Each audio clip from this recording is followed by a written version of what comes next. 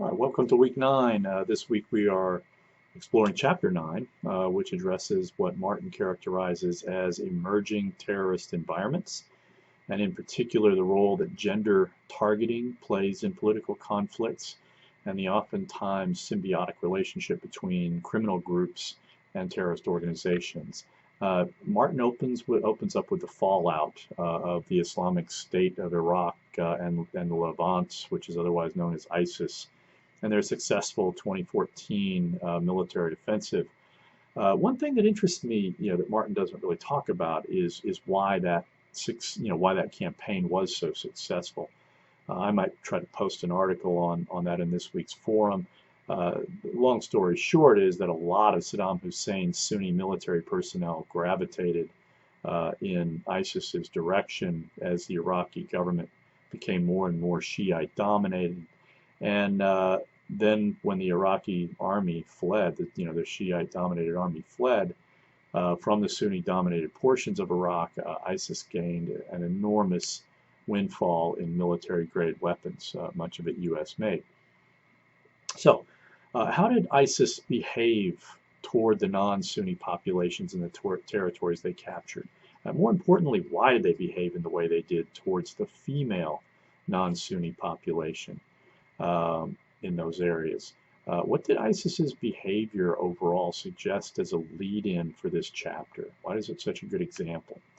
Martin makes an important distinction between traditional criminal enterprises like the mafia, who are motivated primarily by greed, and criminal political enterprises like the Revolutionary Armed Forces of Colombia, otherwise known as FARC, whose business model is to use criminal activity as revenue to fund their political dissidents.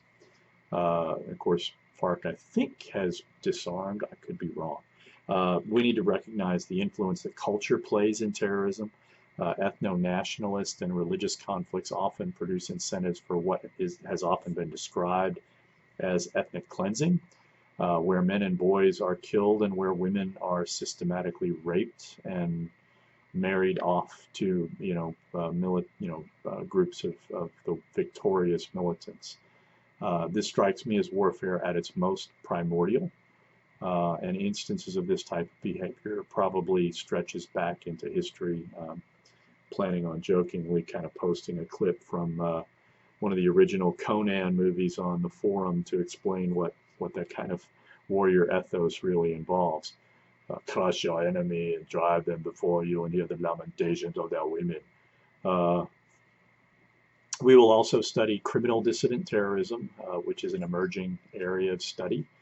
Historically, the motivations of criminal enterprises were almost exclusively economic in nature.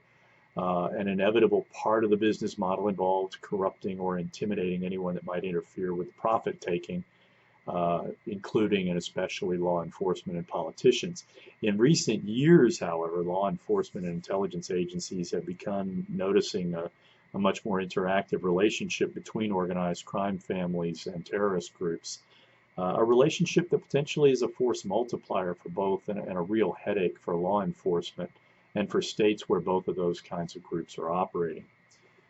Martin also discusses the role of geography in this nexus between criminal and terrorist organizations, pointing to the Bekaa Valley in Lebanon and the Triple Frontier, where Brazil, Paraguay, and Argentina meet as good examples of geographic areas that make strong governance difficult, and the lack of a strong governmental presence facilitates the rapid emergence of an active organized criminal economy and with an expanded potential for the emergence of political extremism.